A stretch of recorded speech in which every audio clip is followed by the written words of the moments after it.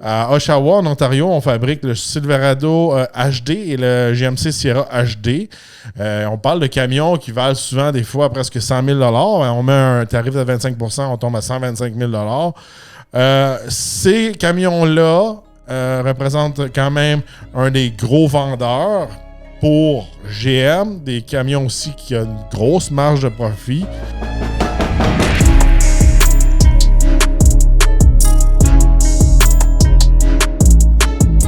Cet épisode du Torque Podcast est présenté en collaboration avec Fast Wheels. Aujourd'hui au Torque Podcast, je vous parle des fameux tarifs de 25 % qui risquent d'être appliqués aux voitures qui sont fabriquées au Canada ainsi qu'au Mexique. Bon, j'enregistre ça la veille du 1er février, la date où les fameux tarifs sont supposés rentrer en vigueur. Il y a des rumeurs aujourd'hui que peut-être ça va être repoussé au 1er mars, mais bon, je vous parle quand même de qu'est-ce que ça pourrait être l'impact. Quels véhicules vont être impactés? Quelles sont les solutions des manufacturiers de ce côté-là? Puis qu'est-ce qui peut en arriver? Bon, les tarifs, ça ne sort pas d'hier. Il y a des tarifs qui sont implantés sur plusieurs pays, tout dépendant si vous êtes aux États-Unis, au Canada, etc. Je rappelle les tarifs les plus populaires qui sont au courant, je pourrais dire que les gens sont plus au courant en majorité, sont les fameux tarifs, je pourrais dire le chicken tax qu'ils appellent aux États-Unis. En gros, le chicken tax, c'était une taxe qui avait été implantée aux camions légers en 1964. C'était une réponse à la France et à l'Allemagne d'avoir mis une taxe sur les fameux poulets américains. Pourquoi faire des choses comme ça, des tarifs? Ben souvent, c'est quand il y a une guerre économique où il y a des sanctions économiques implantées à un pays.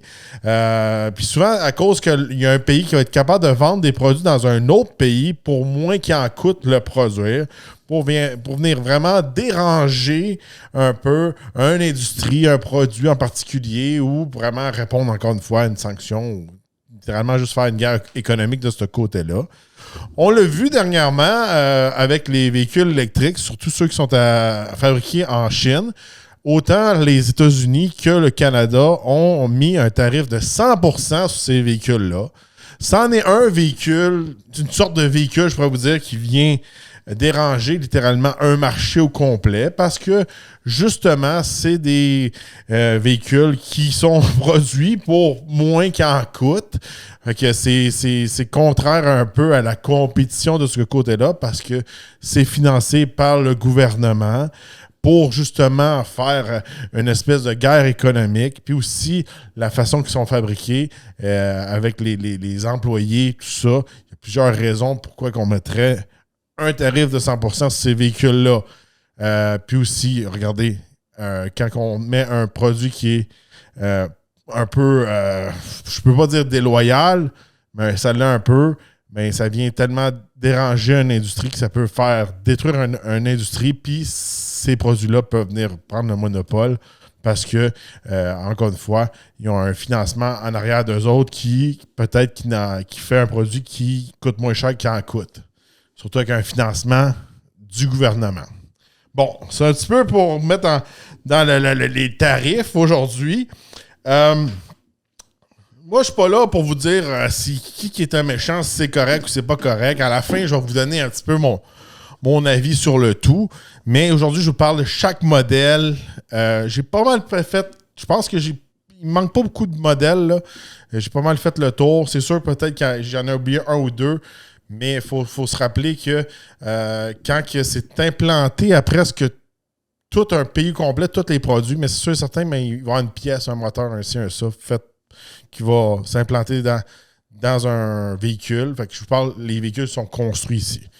On part au Canada avec Stellantis. Stellantis fabrique deux modèles à Windsor, en Ontario. Le Dodge Charger et le Chrysler Pacifica. Alors, de ce côté-là, déjà là, pour l'instant, ils font juste des Charger EV. J'en parle souvent, le Charger EV, c'est pas un modèle très populaire. Là, il augmenterait de 25 %. Il y a moins de... Il prévoit enlever tous les crédits pour les véhicules électriques aux États-Unis. de ce côté-là, c'est pas bon signe pour le Charger. Fait que de ce côté-là, la solution, ça serait d'arrêter de faire le Charger EV puis de faire tout de suite celui à essence, puis voir si on est capable d'être compétitif, même s'il y aura un tarif. Un modèle qui, je pourrais vous dire, qui ne va pas soutenir la marque de ce côté-là. L'avenir du Charger est un peu étroitement lié un peu à ce tarif-là, je pourrais vous dire. Puis je vous rappelle que les États-Unis, je mets ça au clair parce qu'il y a des gens qui pensent que eux autres puis leurs voisins vont changer un industrie au complet. Le Canada n'est pas assez puissant pour soutenir un modèle, une industrie d'une marque. Aux États-Unis, ils le sont. Je vous rappelle qu'ici, au Canada, on est environ 30 millions. Aux États-Unis, ils sont 300, 350, 400 dans ce coin-là. Et ils ont de la misère à faire leurs chiffres, surtout avec tous les immigrants illégaux. Un autre modèle qui est fabriqué à Windsor, c'est le Chrysler Pacifica. Pacifica, regardez, le seul modèle qui est fait par Chrysler, minivan qui a besoin d'amour de ce côté-là. Ça, c'est sûr et certain. Un autre modèle qui pourrait peut-être disparaître ou être mis dans une autre usine éventuellement si les tarifs restent. Je vous parle de ça peut être temporaire, les tarifs. Les tarifs peuvent être mis pour mettre une certaine pression. Je vous en parlerai plus à la fin. Mais aussi, il ne faut pas oublier que ça, c'est qu'est-ce que je vous dis aujourd'hui des alternatives, c'est si le tarif reste là à long terme. Pas pendant 2 semaines, ça ne changera rien. Mais s'il reste là à long terme, il faut que les manufacturiers trouvent une solution pour rester compétitifs de ce côté-là. Chez GM, on a plusieurs modèles qu'on fait au Canada. On a les camions électriques Bright Drop qui sont faits à Ingersoll, Ontario. C'est des modèles qui font quand même à bas volume. C'est pas la fin du monde. C'est des modèles 100% électriques. De ce côté-là, ils peuvent voir qu'est-ce qui se passe avec la demande, ces choses-là. C'est pas la fin du monde. Où ce que ça peut jouer plus fort, c'est vraiment dans les camions. Fait que à Oshawa, en Ontario, on fabrique le Silverado HD et le GMC Sierra HD. On parle de camions qui valent souvent des fois presque 100 000 $. On met un tarif de 25 %, on tombe à 125 000 $. Ces camions-là représentent quand même un des gros vendeurs pour GM, des camions aussi qui ont une grosse marge de profit. De ce côté-là, il y a une alternative pour GM. Ils font des camions au Michigan et aussi en Indiana. Fait que de ce côté-là, ils peuvent facilement arrêter, malheureusement, la production à Oshawa et vraiment la mettre aux États-Unis, la transférer aux États-Unis. Alors, peut-être rajouter des chiffres de travail, modifier l'usine, agrandir l'usine. Et eux autres peuvent se revirer facilement, mais ça donnerait en résultat des pertes d'emploi pour l'Ontario. Chez Ford, c'est pas la fin du monde pour le Canada. C'est une surprise quand même pour certains, mais je rappelle que la fameuse usine d'Oakville, où ce qui faisait des Ford Edge, puis des Flex, puis quelques modèles Lincoln, qui étaient la version du Flex puis du Edge, est arrêté depuis un bout de temps. Il était supposé faire un VUS à 3 rangées, 100% électrique. Puis avec les changements qu'il y a eu depuis, ça c'est pas tout de suite, ça fait au moins 1 an de ça, ils ont dit on va canceller, on va peut-être faire un nouveau Super Duty hybride. C'était ça les rumeurs. Mais l'usine est arrêtée. Fait que pour l'instant, eux autres, ça ne joue pas vraiment. Le seul modèle de chez Ford qui aurait un tarif, ça serait la Mustang GTD qui vaut 300 000 $. Fait qu'un bon 25 % c'est une GTD, ça va faire une bonne différence. Elle est faite à Markham chez Multimatics. Fait que c'est le seul modèle de chez Ford qui sera affecté. La GTD. Puis les gens qui achètent des GTD, c'est sûr que c'est plate à avoir 25 %, mais c'est quand même des gens qui ont du budget. Chez Lexus, on s'en va à Cambridge, en Ontario. Je veux vous faire remarquer aussi là, que toutes les usines que je vous parle aujourd'hui sont toutes en Ontario. C'est plate à dire. Moi qui vis en Estrie, qui a vu qu'est-ce que Hyundai a pu faire à Bromont, puis Boisbriand, puis tout ça. Les gars, je vais en parler à la fin un peu de tout ça. C'est dommage à voir que comment que le Québec a tout perdu ses usines avec le temps. Fait que le modèle RX et NX sont faits en Cambridge, en Ontario. Toyota, gros modèle, ça peut faire très mal à Toyota. Ils font le RAV4 à Woodstock, en Ontario. Les modèles qui ne sont pas hybrides, ça représente 235 744 unités juste en 2024. Fait que de ce côté-là, ça peut faire très mal, mais d'un autre côté, s'ils font le RAV4 hybride aux États-Unis, ils peuvent peut-être faire une modification d'usine puis changer ça. Mais quand même, c'est beaucoup d'unités de ce côté-là. Chez Honda, on fait la Civic berline, qui est la majorité des ventes de Civic, qui est faite à Alliston, Ontario, et le CR-V. Puis ils disent qu'il y a des modèles comme le CR-V ou peut-être le RAV4 qui pourraient étendre le prix à travers tous les marchés. Fait que peut-être que le 25% ne serait pas appliqué seulement aux États-Unis. Fait qu'eux autres, ils disent, au lieu de juste augmenter le prix des véhicules aux États-Unis, mais on va augmenter aussi au Canada, puis essayer de spreader un peu le coût à travers tous les autres marchés où ils vendent le CR-V. Ça pourrait être un certain moyen pour eux de faire passer la pilule, je pourrais vous dire.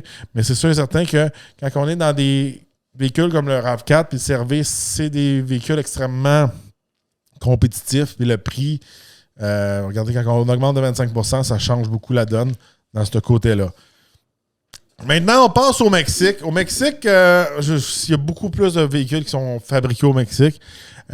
Aussi, je pourrais vous dire que les employés qui travaillent dans l'usine coûtent beaucoup moins cher. C'est pour ça qu'il y a des compagnies comme Volkswagen qui se sont établies là-bas depuis longtemps. On commence chez Stellantis à Saltillo. Là, je vais massacrer les noms de villes là, pour le Mexique. Là. Ils font le Ram HD puis les Ram ProMaster. Puis à Toluca, ils font le Jeep Compass puis le nouveau Wagoneer S pour le monde entier. Le Wagoneer S qui vient juste d'être sorti. Fait que ça, c'est des gros morceaux pour Stellantis de ce côté-là. Chez GM, beaucoup de modèles faits au Mexique. À Ramos, ils font le Blazer à essence, Blazer EV, Equinox EV, Honda Prologue. Je rappelle que c'est un partenariat entre GM et Honda. Avec un Equinox EV et un Honda Prologue, c'est presque le même véhicule. Puis c'est GM qui les font pour Honda. C'est pour ça que je mets un Honda là-dedans. Fait que ça, c'est beaucoup. Puis là, ça c'est un des modèles très populaires pour GM pour pousser vraiment l'électrification. On continue chez GM. Equinox et GMC Terrain qui sont faits à San Luis Potosí. Puis après ça, Silverado 1500, Sierra 1500 sont faits à Silao. Encore une fois, celui-là, il pourrait être transféré en Indiana. Je me rappelle bien, au Michigan, ils font aussi des HD. Fait que le camion HD du Canada pourrait être transféré au Michigan. Puis les camions mexicains, je pourrais vous dire, pourraient être transférés en Indiana. Fait que de ce côté-là, ils peuvent se revirer chez GM. Pourquoi je fais autant d'emphase sur les camions? Je vous rappelle que les camions, c'est ça qui est le plus rentable. C'est ça qui fait vivre les compagnies. Que vous soyez anti-camion, peu importe. Ici, au Talk Podcast, on est pro-camion, c'est sûr et certain.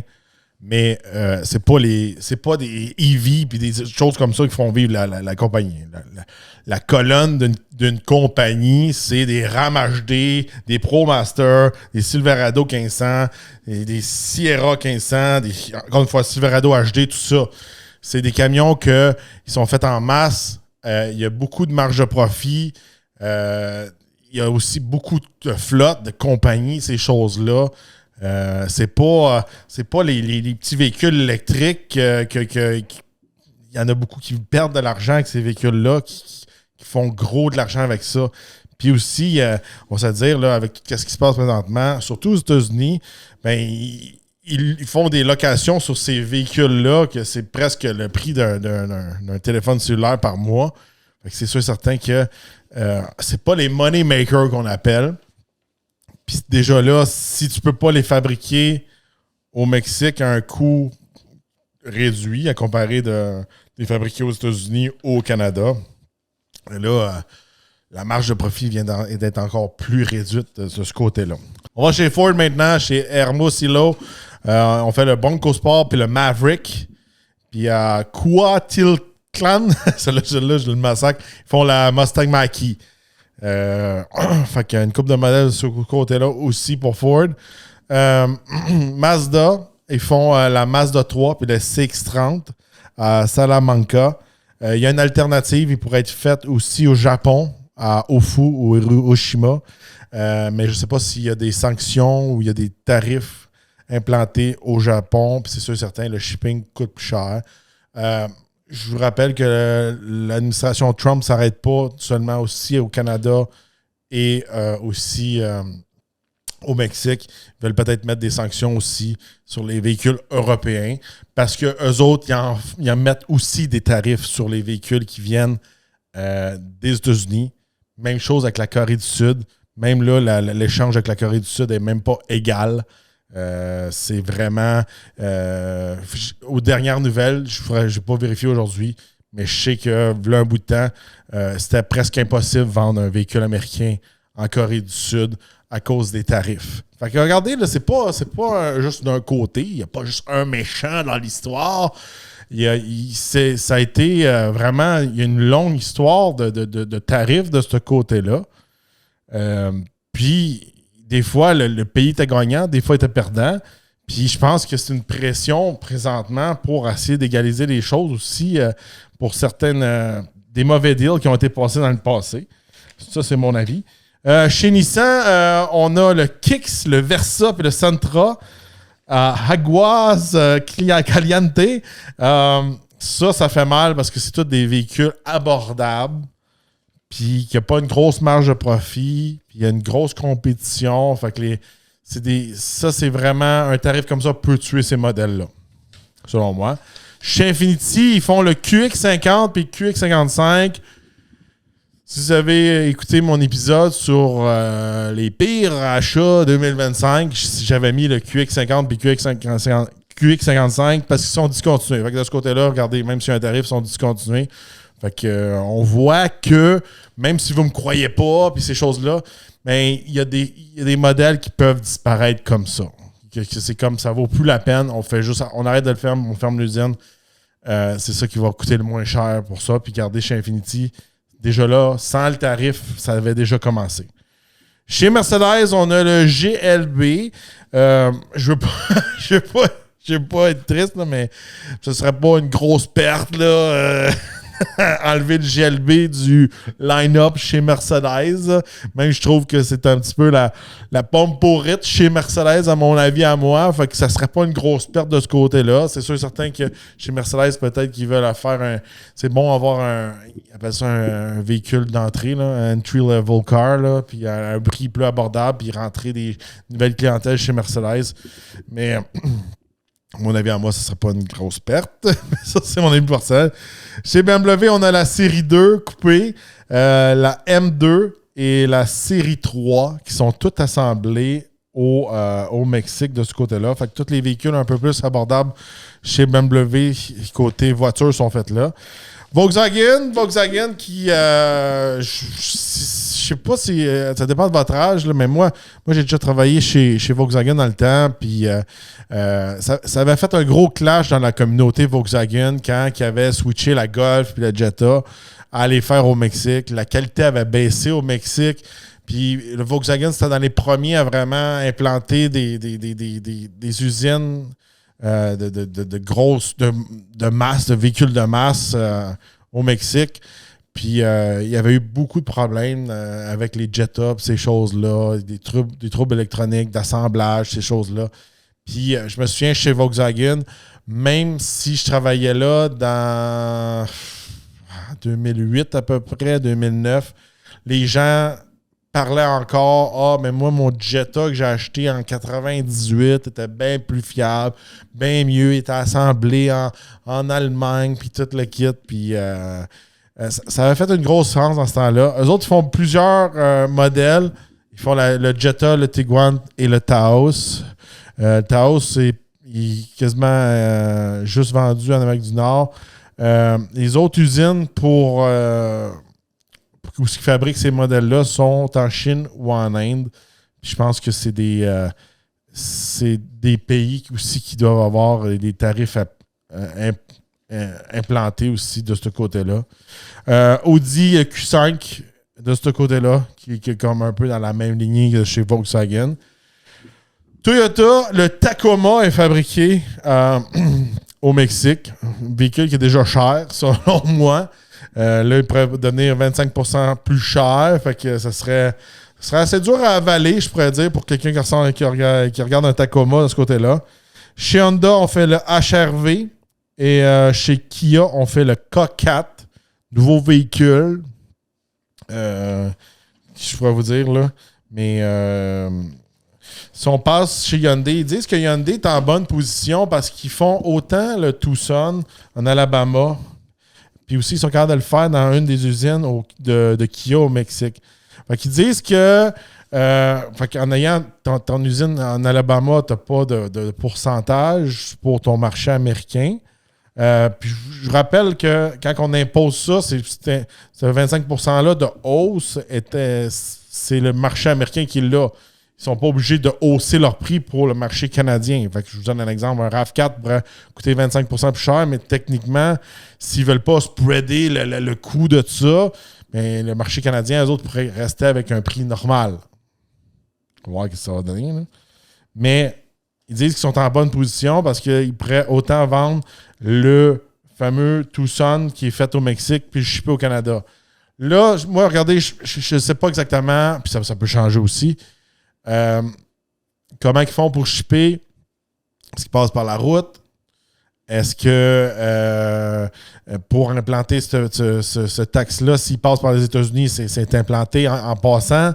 Est-ce qu'il faut qu'ils prennent un bateau au lieu de prendre la route? Je ne sais pas. Mais moi, je me fie, mettons, sur un bateau qui part du Mexique puis l'envoie, mettons, à Vancouver ou à Halifax. Puis comme ça, il pourrait continuer à nous vendre des véhicules abordables chez Hyundai de ce côté-là. C'est sûr et certain qu'aujourd'hui, regardez, il y a beaucoup d'autres véhicules qui peuvent être affectés parce qu'il y a beaucoup d'usines qui fabriquent les moteurs puis sont assemblés aux États-Unis puis vice-versa. Le moteur pourrait être taxé. C'est sûr et certain que plus que le produit est gros, plus que ça fait mal. Tu sais, je vous dis, un produit qui coûte $1, puis là, maintenant, il coûte $1,25. Pour des gens, c'est un big deal, mais c'est pas la fin du monde. Mais quand c'est une voiture qui coûte 100 000, puis là, elle coûte 125 000, et là, c'est le jour et la nuit. Ils disent que les secteurs qui peuvent être le plus affectés par ce fameux pourcentage-là, c'est vraiment, premièrement, le pétrole, deuxièmement, l'automobile, puis après ça déboule aux autres secteurs. Je pense que qu'est-ce que j'ai vu présentement, c'est que l'administration Trump est en bonne relation avec la première ministre de l'Alberta. Puis je pense que si l'Alberta fait quand même un deal avec les États-Unis qui ne chargent pas trop cher pour leur pétrole, peut-être que les tarifs ne seront pas appliqués sur le pétrole. Là, ça reste à voir sur l'automobile, qu'est-ce qu'ils vont faire. Bon, en faisant des tarifs comme ça, c'est sûr et certain que l'autre pays veut faire quelque chose, il veut obtenir quelque chose. Puis aussi, les manufacturiers, il faut qu'ils lobbyent un peu pour mettre la pression sur le gouvernement pour qu'il y ait des changements, puis pour que ça ne soit pas trop affecté, puis qu'ils ne perdent pas trop d'argent. C'est sûr et certain, regardez, quand on a une administration comme Trump, qui est vraiment une administration qui n'est pas traditionnelle, je pourrais vous dire. Moi, je vois ça vraiment comme une administration qui passe vraiment à l'action. Beaucoup de choses se passent.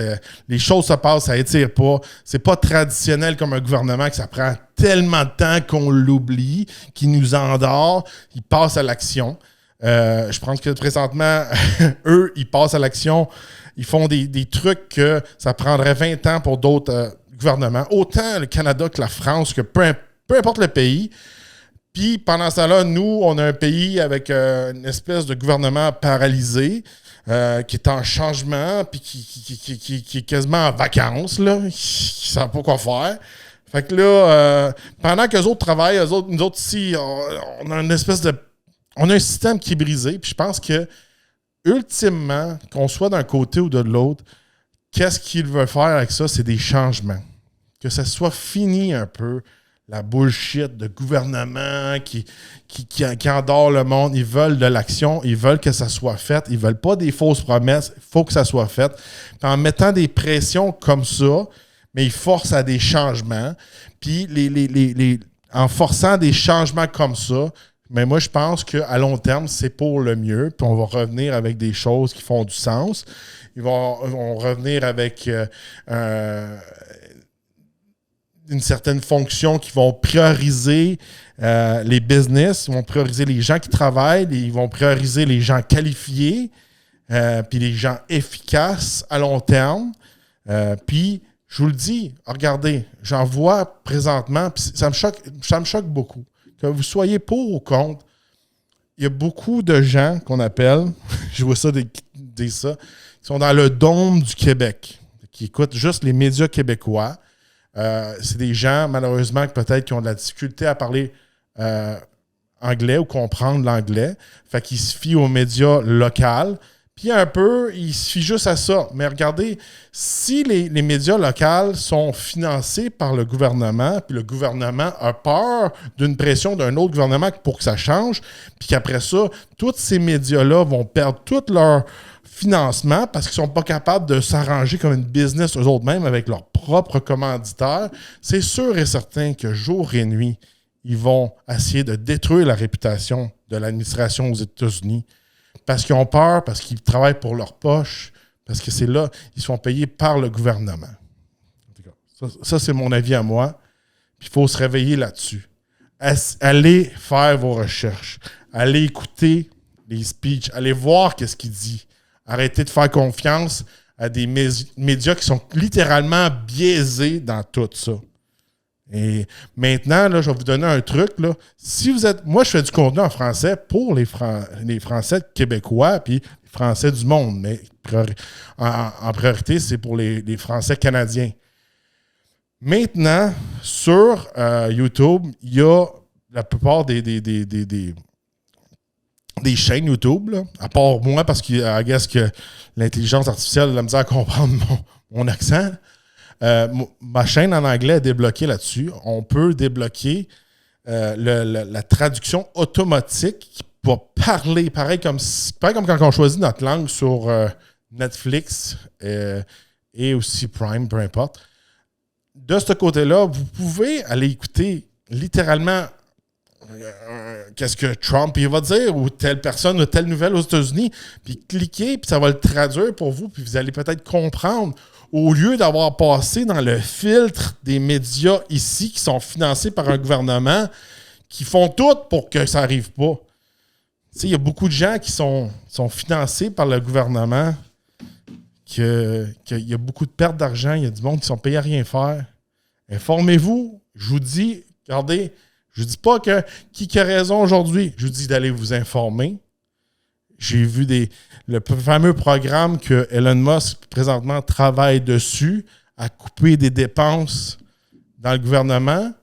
Si vous allez voir les programmes qu'il a coupés, vous n'allez même pas en croire. Vous allez penser que c'est une joke. Vous allez penser que c'est une fake news. L'argent qui est gaspillé en est effrayant. Puis si le même type d'approche ici serait appliqué au Canada, on trouverait d'autres programmes qui sont autant dégueulasses. Là. Des millions gaspillés dans des conneries. Là. Je pourrais faire un épisode là, juste sur ça, dans le VIP, bien sûr. Tout le gaspille de l'argent du gouvernement dans des programmes inusites, gaspillage à 1000%. Là. J'en ai parlé l'autre jour. Là. Un exemple, là, 50 millions est envoyés dans un autre pays qui est en guerre, juste en condom. Puis après ça, on regarde nos routes. Ben là, il y a eu ça. On met pas de sel parce que c'est pas bon pour l'environnement. Fait que toi, avec ton auto, crash to it, c'est pas mon problème. Je veux pas virer ça politique, mais juste comme. Je veux que les gens ils se réveillent que. Prenez pas pour du cash tout ce qui se passe à la télé. Faites vos propres devoirs. Allez écouter les affaires. Allez pas voir des affaires qui ont été transformées, pis ci, pis ça. Puis, je vous le dis, vous êtes vraiment dans un dôme. Si vous pensez que tout le monde pense comme vous au Québec, c'est pas le cas. Les gens aux États-Unis sont pas stupides, puis dans le reste du Canada, sont pas stupides, puis ils pensent pas comme au Québec ici. C'est le temps de se réveiller. Puis, je fais j'aime pas ça pour faire ces choses-là d'habitude, mais regardez, je fais un message d'alerte un peu. Je vois des gens qui sont frustrés. J'en rencontre tous les jours. C'est surtout des baby boomers. Que je sois au gym, que je vais à l'épicerie, peu importe. Ils font juste parler de ce qu'ils voient à Radio-Canada, puis à TVA, puis ci, puis ça. Puis les gens s'en ont rendu frustrés, puis brainwashés. Puis je trouve que c'est abuser du peuple. Puis le journaliste devrait être neutre. Puis il ne l'est pas au Québec. Dites-moi dans les commentaires, qu'est-ce que vous pensez des tarifs? Ça va être quoi le résultat de ça? Est-ce qu'on va perdre des modèles? Est-ce que ça va être nocif pour tout le monde? Est-ce que ça va faire renaître des business au Canada? Ça va être pour le mieux, peut-être à moyen et long terme? Dites-le moi dans les commentaires. Si vous aimez mon franc-parler, vous voulez m'encourager, allez visiter ma section VIP. Ça coûte vraiment pas cher. Vous avez des épisodes à l'avance. Vous avez aussi des épisodes VIP qu'on parle de choses un petit peu plus croustillantes, là. Puis, ça encourage le podcast, ça ne va pas vous bombarder de publicité de ce côté-là et de rester indépendant. Si vous êtes nouveau, n'oubliez pas de vous abonner, liker et de partager. On se revoit dans un prochain podcast.